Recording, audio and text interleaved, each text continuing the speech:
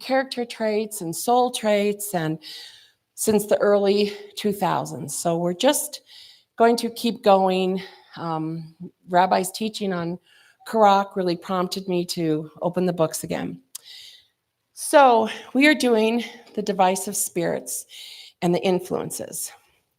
Since early 2000, when I attended my first generational curse program, in 2006, when I had my first course in Musar, I've been studying different traits.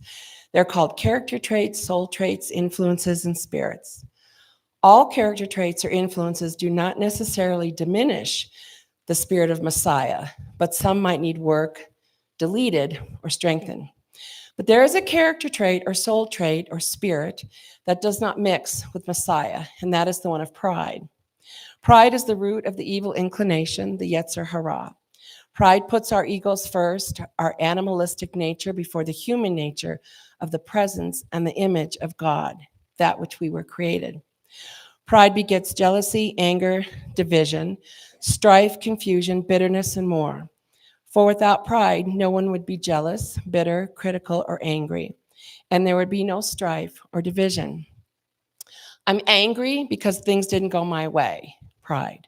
I'm bitter because I was hurt, pride. These evil influences and spirits arise because of pride. A humble person does not seek revenge nor hold on to bitterness. The divisive spirit is always birthed from pride. The divisive spirit. People are often driven by a desire to be in charge. They want their opinions heard and implemented. Divisive spirits can also seem interested in another party, specifically asking them questions about the workplace, employees, church, congregants, family members, to gain information. They seek out individuals who long for attention and want to be part of their inner circle. The divisive spirit has only one agenda: to divide. Not necessarily always conquer, but always divide. And it never stops until it's recognized. The first and obvious characteristic of divisive people is their divisiveness. This means they cause people to stand apart from one another. Where there are interpersonal problems, these people are often at the roots. Discernment is always our key. What is their agenda? What is their motive?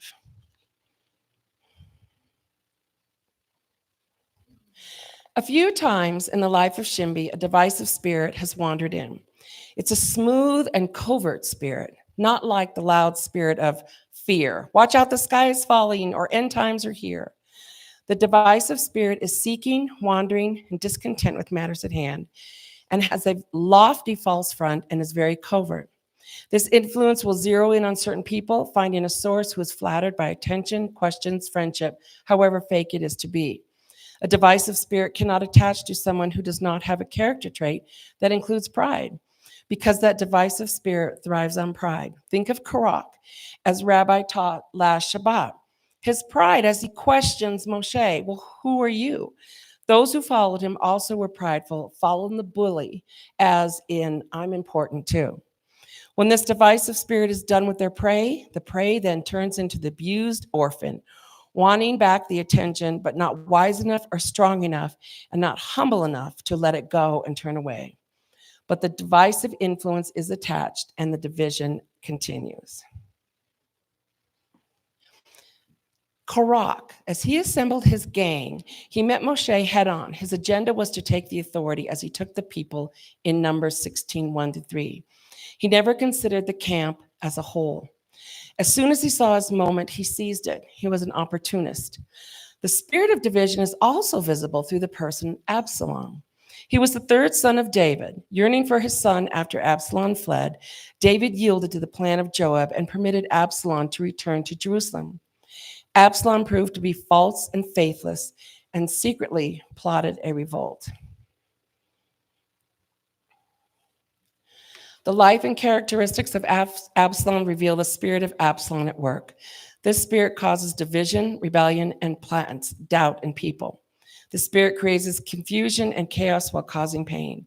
The strategy of Absalom's spirit is brilliant and is fueled by human, not godly wisdom. Complaints, gossip, and a desire to prove one's self-worth, using that information to force self-promotion. The Absalom spirit uses its agenda as it stirs the feelings of others to join him and rise against.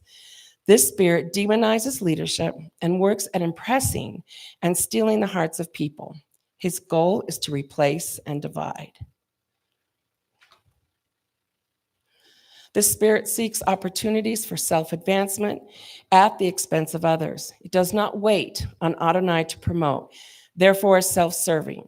This spirit is fault-finding, has a critical spirit regarding anything it seeks to destroy, from people to very important or even mundane issues. The spirit of Absalom will want to share their sad story among men in hopes of gaining sympathy.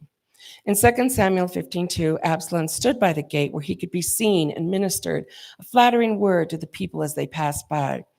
He loves to be seen. He is insulted and vengeful when not recognized. Characteristics, some of these, or all of them: immature, hypersensitive, easily offended, self-loyal, undermines authority, self-serving, is a master manipulator, discrediting leadership, gathers followers to himself, promoting the gatherings as fellowship, gathers the strong and the weak to position himself as a potential leader. For example, Absalom went after Ahithophel, David's wise counsel. He's charming, competitive, and self-centered, having a narcissistic attitude, blinding him from unity. 10 stages of the divisive Korach Absalom spirit that you might encounter when you're approached by this spirit. An independent spirit. An attitude of independence emerges when this person no longer wants to serve the whole, but seeks recognition and reputation. Self-promotion. This person will maneuver for the praise of men.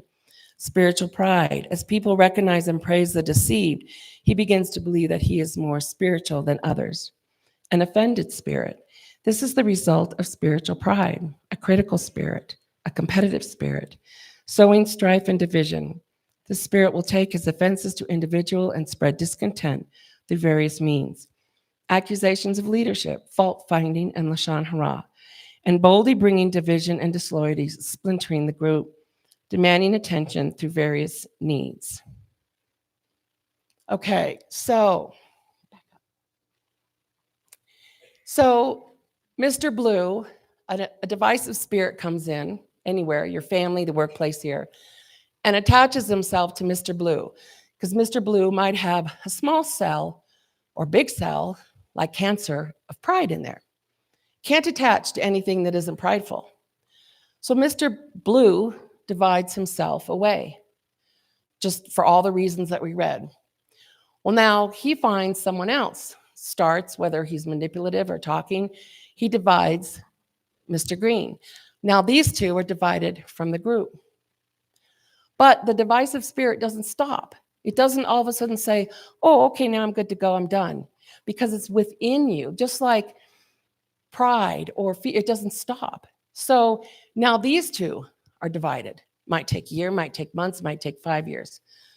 Back in 2017, we had some people leave. The divisive spirit took them 1 year before they were divorced. So it just kept going.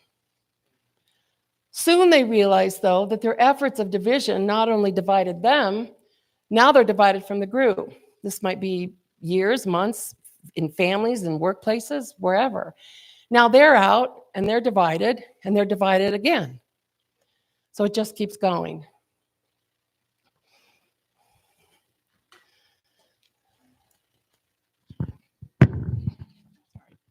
Korach used his power, gathering men of renown within the camp. He used speech and words of discontent. The men he gathered were against due to other reasons and complaints, but for the moment they were able to form a coalition. It was bound to fail due to their lack of obvious unity and concern for the entire camp. Cause of death, the earth, an entity that obeys God. Simple dirt was more powerful than Korach. Jezebel. She desired power, but sought to gain control from a hidden perspective. She hid behind her husband, controlling him for gain and power. She was bound to fail, for her motives were cruel and self-serving, even to the point of plotting the death of a prophet. Cause of death, dogs. She was thrown out the window by eunuchs, and her body was ripped apart by dogs. Absalom. He used his smooth words and good looks and sad stories and false compassion to steal the hearts of people. and using his charm to cause division by sweetness, pity, and manipulation. He too failed because of his self-serving conquest, death by battle. After a grueling battle, he was caught in an oak tree by his hair. How profound, with 3 javelins to the heart. Guarding against the divisive spirit. Always be discerning. Check the motive. 1 Corinthians, now I plead you, brethren, by the name of Yeshua Messiah, that you all speak the same thing, and that there be no divisions among you, and that you be perfectly joined together in the same mind and the same judgment. Jude 16:21. These are grumblers, complainers, walking according to their own lusts, and they mouth great swelling words, flattering people to gain advantage. But you, beloved, remember the words which were spoken before by the apostles of our Messiah Yeshua, how they told you that there would be mockers in the last time who would walk according to their own ungodly lust. These are sensual persons who cause division, not having the Spirit. Thank you.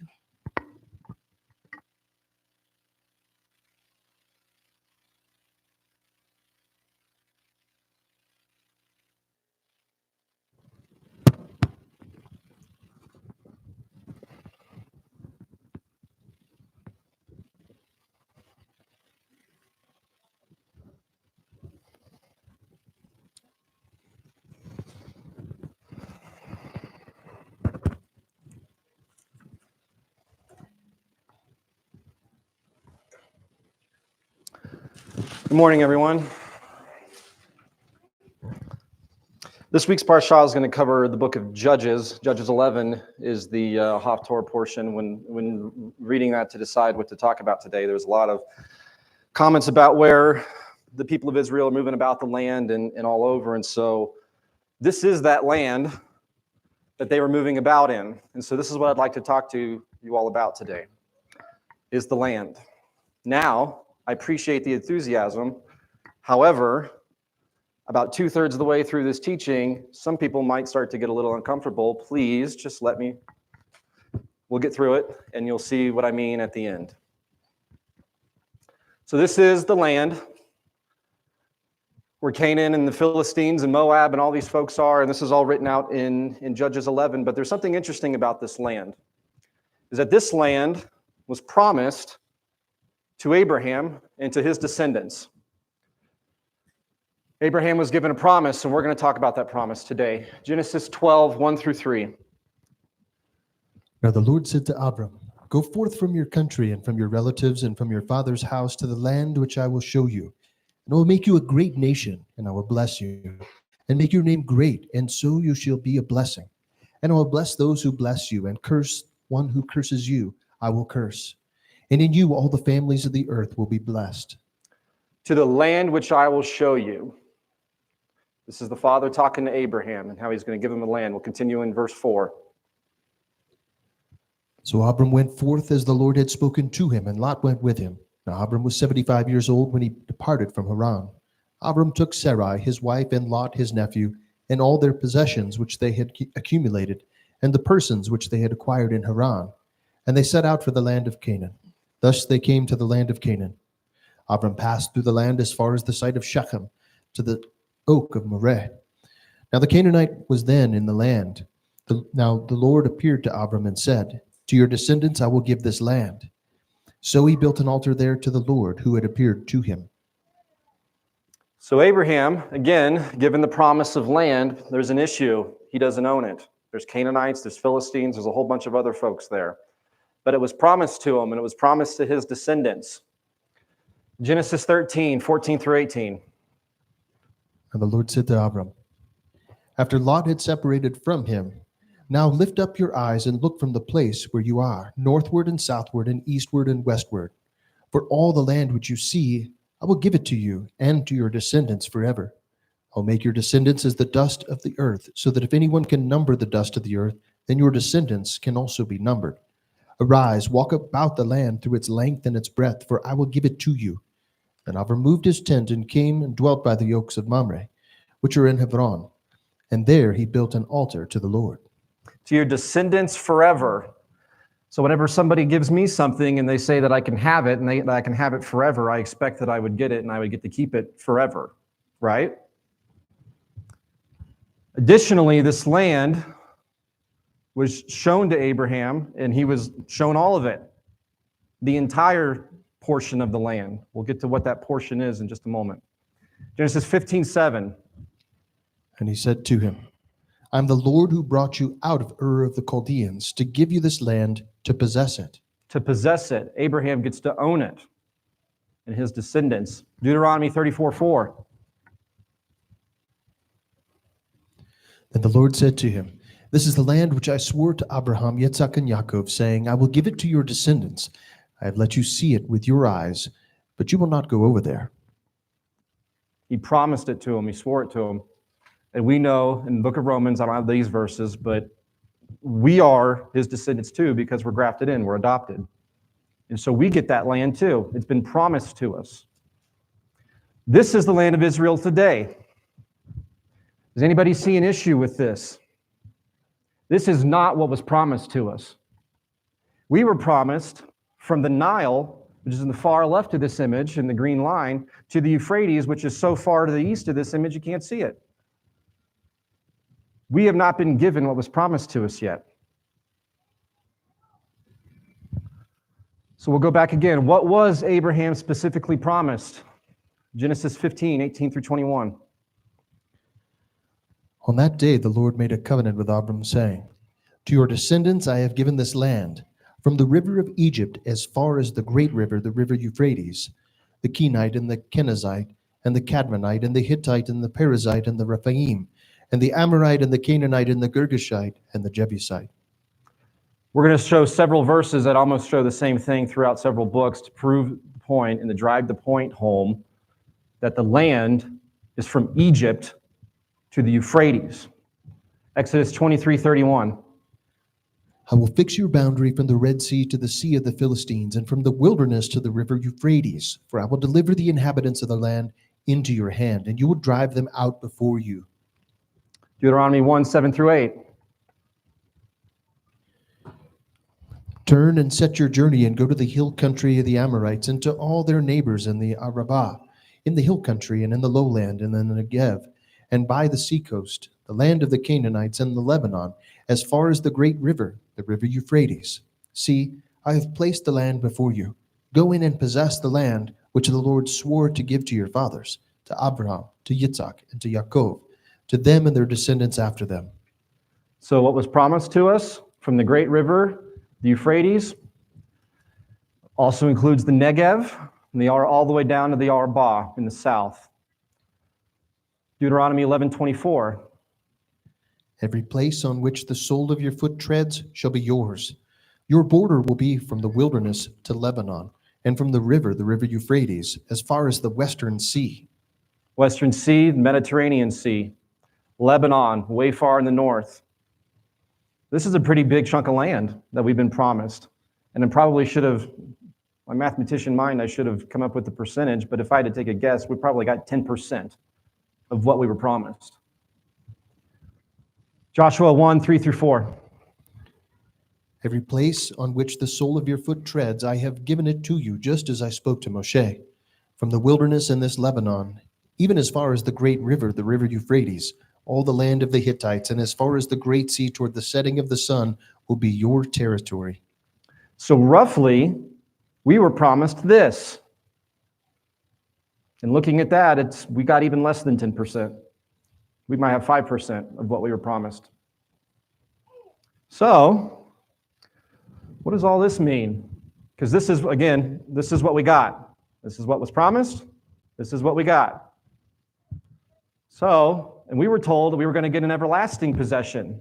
That was what was promised. Genesis 13:15. For all the land which you see, I will give it to you and to your descendants forever. Forever. Genesis 17:8. And I will give to you and to your descendants after you the land where you live as a stranger, all the land of Canaan, as an everlasting possession, and I will be their God. An everlasting possession. Once we possess it, it will be ours forever. 2 Samuel 7:16. Your house and your kingdom shall endure before me forever. Your throne shall be established forever. Forever. Established forever.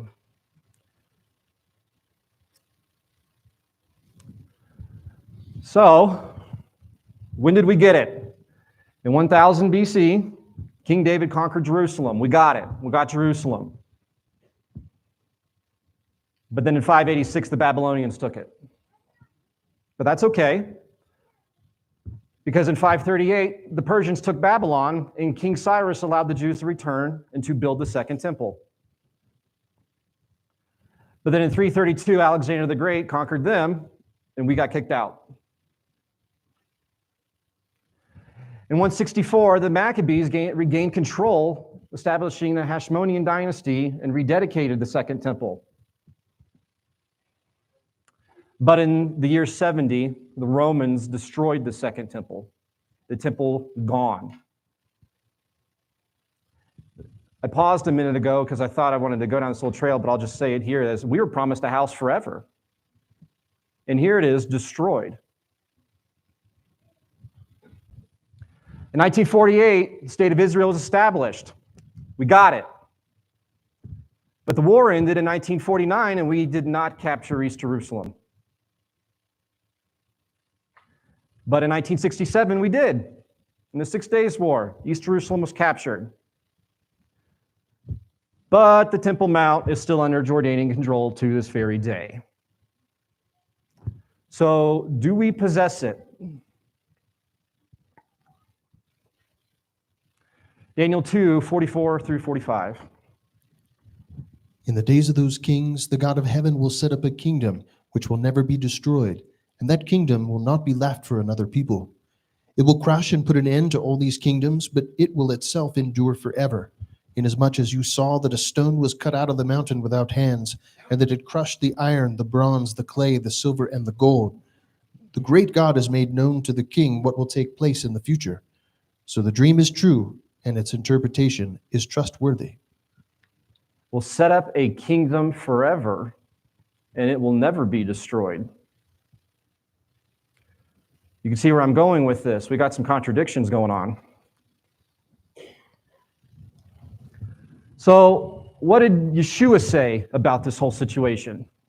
Because he went around preaching the gospel of the kingdom. Was he talking about the kingdom that he was in at that moment? Or was he talking about some future kingdom? Matthew 9:35. Yeshua was going through all the cities and villages, teaching in their synagogues and proclaiming the gospel of the kingdom and healing every kind of disease and every kind of sickness.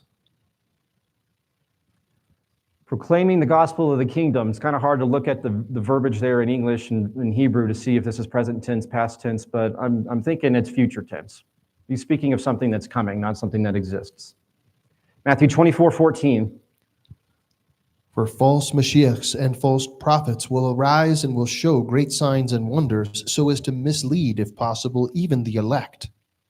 So I might have put a mistake in there. I'm not sure if it was the sticky note I gave Paul or the verse, but it says, this gospel of the kingdom shall be preached in the whole world as a testimony to all nations, and then the end will come. Acts 8:12. But when they believed Philip as he was preaching the good news about the kingdom of God and the name Yeshua HaMashiach, both men and women were being baptized. The kingdom of God. I've only given 5 or so verses here, but I actually did a count of the times that the kingdom of God was spoken. It was like 27 times, something large. It was the thing that Yeshua preached when he went through. That is the thing that he talked about, was the kingdom. Psalms 125, 1 through 2. Those who trust in the Lord are as Mount Zion, which cannot be moved, but abides forever. As the mountains surround Jerusalem, so the Lord surrounds his people from this time forth and forever. So our promise cannot be moved. Yet in 2005, during Hurricane Katrina, President Bush was the one that enacted the peace plan to kick out everybody that was in Gaza. Now we're in the mess we're in today, and why we have all the pictures on the wall now. Because we are getting pushed around. It's not ours forever quite yet, so it seems. Hebrews 13:14. For here we do not have a lasting city, but we are seeking the city which is to come. Interesting. We're seeking what is to come. Matthew 6, 9 through 13.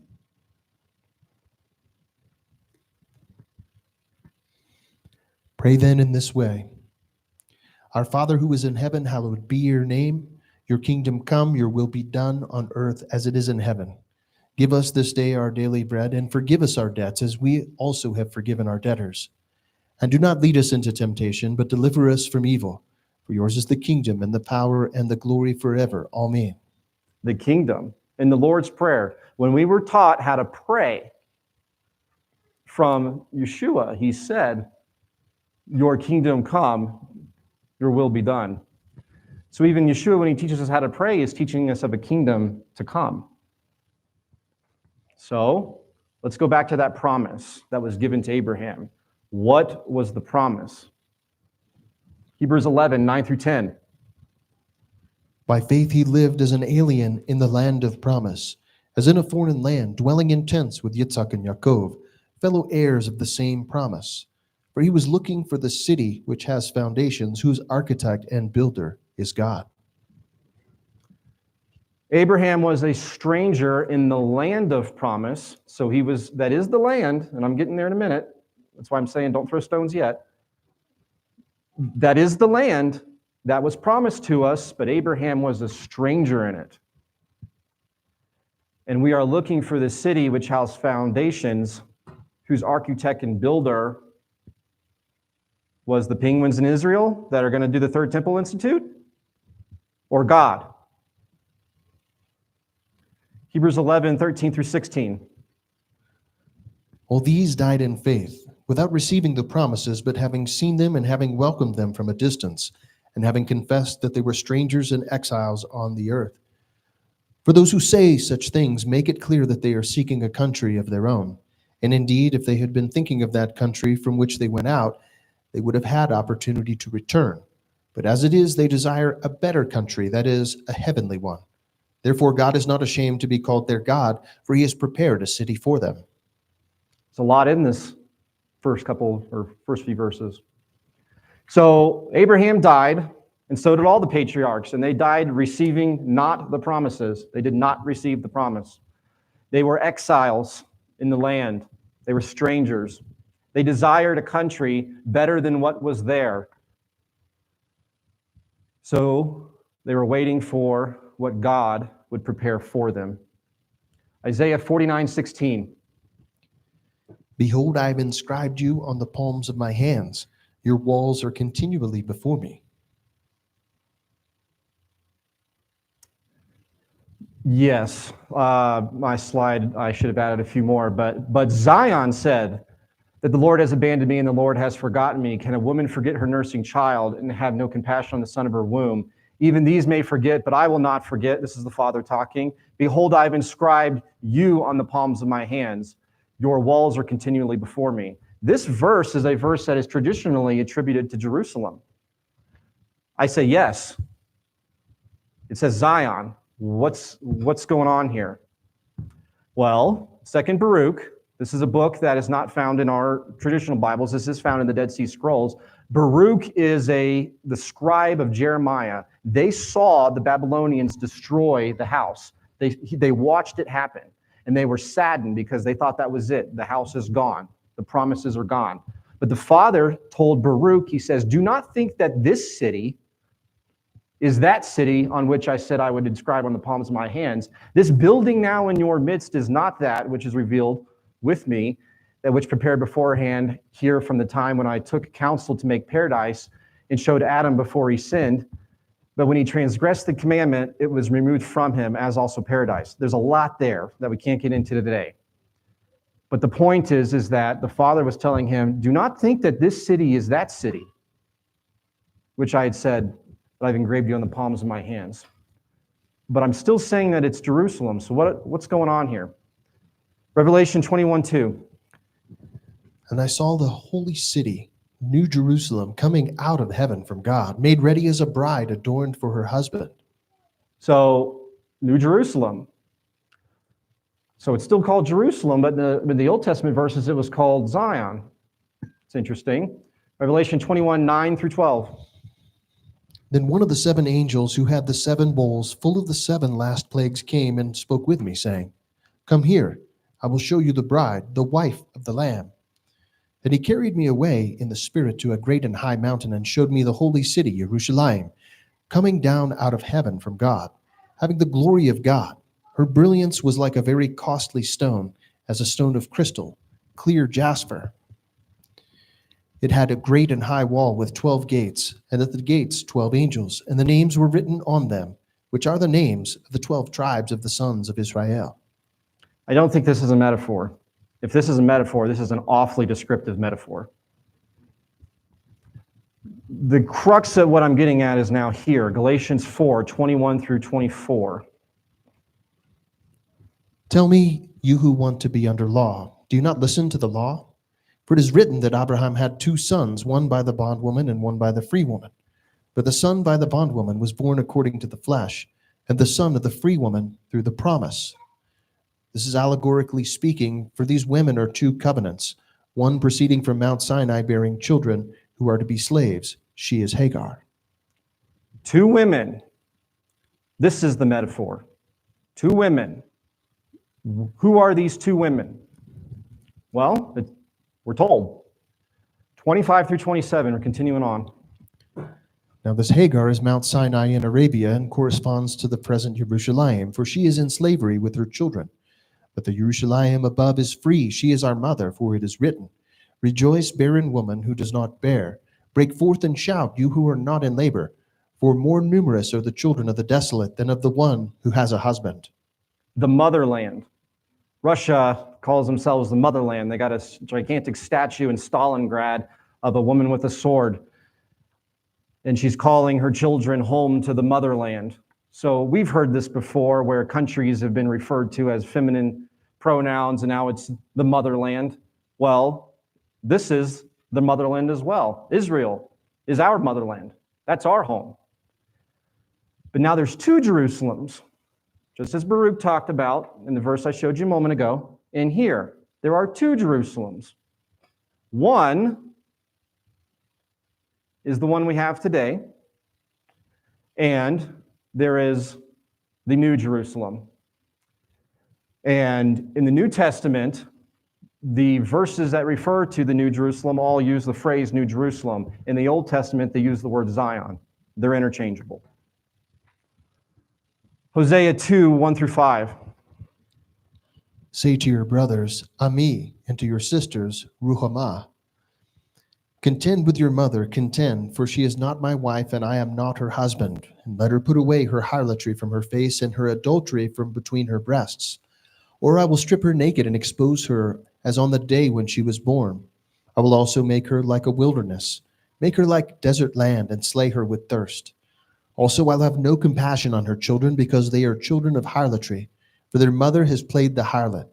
She who conceived them has acted shamefully, for she said, I will go after my lovers who gave me my bread and my water, my wool and my flax, my oil and my drink. The metaphor continues of these women, but they're representing the city, and it says, I'll make her like a desert land, talking about the Jerusalem that we have. Some fun facts to throw at you. Israel doesn't have a lot of trees. And it's during the Ottoman Empire, they actually created a tax that says that you were taxed on the number of trees on your land. So what did they do? Cut all the trees down. So they didn't have to pay taxes, fulfilling the prophecy of this stripped land. But there is hope. We're going to talk about the house of Yahweh that is in Zion, the house that is coming, not the house that was, the house that we will get. Zechariah 14:16 through 20. This is in the future, as you'll see. Then it will come about that any who are left of all the nations that went against Jerusalem will go up from year to year to worship the King, the Lord of hosts, and to celebrate the Feast of Booths. And it will be that whichever of the families of the earth does not go up to Jerusalem to worship the King, the Lord of hosts, there will be no rain on them. If the family of Egypt does not go up or enter, then no rain will fall on them. It will be the plague with which the Lord smites the nations who do not go up to celebrate the Feast of Booths. This will be the punishment of Mitzrayim and the punishment of all the nations who do not go up to celebrate the Feast of Booths. In that day there will be inscribed on the bells of the horses, Holy to the Lord. And the cooking pots in the Lord's house will be like bowls before the altar. Every cooking pot in Jerusalem and in Yehuda will be holy to the Lord of hosts, and all who sacrifice will come and take of them and boil in them. And there will no longer be a Canaanite in the house of the Lord of hosts in that day. So in our future home, there will be the Lord's house. There will be the altar there. Interestingly, we're going to be celebrating the Feast of Booths,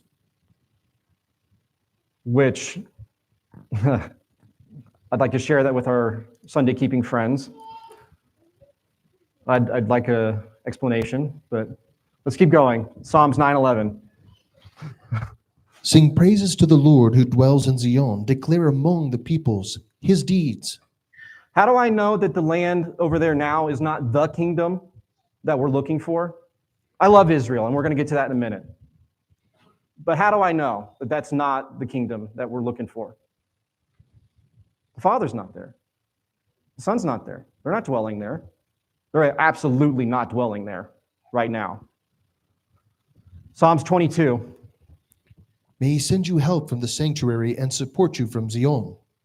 And his sanctuary is not there. His temple's not there. Psalm 76:2. His tabernacle is in Salem. His dwelling place also is in Zion. No, it's not. Not right now. Psalms 132:13. For the Lord has chosen Zion. He has desired it for his habitation. He's coming. He's coming, and we're going to live with him for forever. Isaiah 56:7. Even those I will bring to my holy mountain and make them joyful in my house of prayer. Their burnt offerings and their sacrifices will be acceptable on my altar. For my house will be called a house of prayer for all the peoples. For all people. There is no house there right now that all people are going to worship at. Revelation 21:3. And I heard a loud voice from the throne saying, Behold, the tabernacle of God is among men, and he will dwell among them, and they shall be his people, and God himself will be among them. So another reason why I know that that kingdom that's over there right now is not the kingdom that we're looking for is because Yeshua rules from Zion. Psalms 2:6. But as for me, I have installed my king upon Zion, my holy mountain. My king. The king will be there. Psalms 48:2. Beautiful in elevation, the joy of the whole earth is Mount Zion in the far north, the city of the great king. Is there a great king in Israel right now? Psalms 149:2. Let Israel be glad in his maker. Let the sons of Zion rejoice in their king. And their king. Isaiah 24:23. Then the moon will be abashed and the sun ashamed, for the Lord of hosts will reign on Mount Zion and in Jerusalem, and his glory will be before his elders. Is this our king? Now, don't get me wrong. I actually do feel that Benjamin Netanyahu is a great leader over there. And the things that he's had to put up with the nations that surround him, and the politicians that are there with him. You know, it's not everybody agrees in Israel. There's more than two parties there, and they never agree. Their government's about to fall apart again, actually. So this is not our king. I think he's a great man. He's not the Lord of armies. Isaiah 30:19. O people in Zion, inhabitant in Jerusalem, you will weep no longer. He will surely be gracious to you at the sound of your cry. When he hears it, he will answer you. I promise you there are people crying in Israel today. Look up on our walls. And the people will be in Zion. Well, if we're grafted in, that's our land.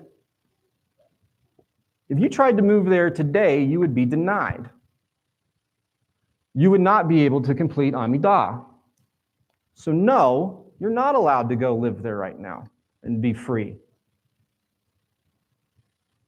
Matthew 23:37. Jerusalem, Jerusalem, who kills the prophets and stones those who were sent to her. How often I wanted to gather your children together, the way a hen gathers her chicks under her wings, and you were unwilling.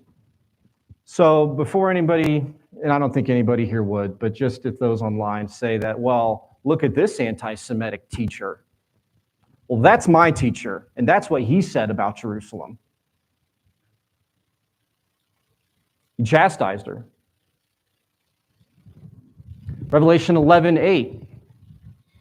And their dead bodies will lie in the street of the great city, which mystically is called Sodom, and Egypt, where also their Lord was crucified. See the pieces where our Lord was crucified? Where was that? Jerusalem. What's that called? Sodom. So before, I'm not beaten up on the land of Israel. I've been many times. Whenever my children are old enough to remember, we will take them. Israel is our land. But Israel is also a democracy. Who here thinks that they're going to elect Yeshua? Yeshua is described as the conquering king, not the elected by the Knesset. So I want us to make sure that our framing is right. Again, I very much support Israel. Absolutely. They're a light in the Middle East. They're not perfect. And we do not need to idolize that country as it's not our promised home. I'll just say that. It's not our promised home. So I'll close with this, the summary of what I'm trying to say here. The land of Israel is the land of promise that we were promised. We showed the map. We're promised a lot more than what's there. But that city, Jerusalem, is not, that present country there, that is not the promise. We've been promised something better. That land will be given to us one day as an inheritance. But only once the city of God, Zion, is planted there and established there, and Yeshua is ruling as king in that city. If anybody still thinks I'm crazy, I just want to go back to these last two verses. Hebrews 13:14, we are seeking a city that's to come, whose architect and builder is God. Thank you.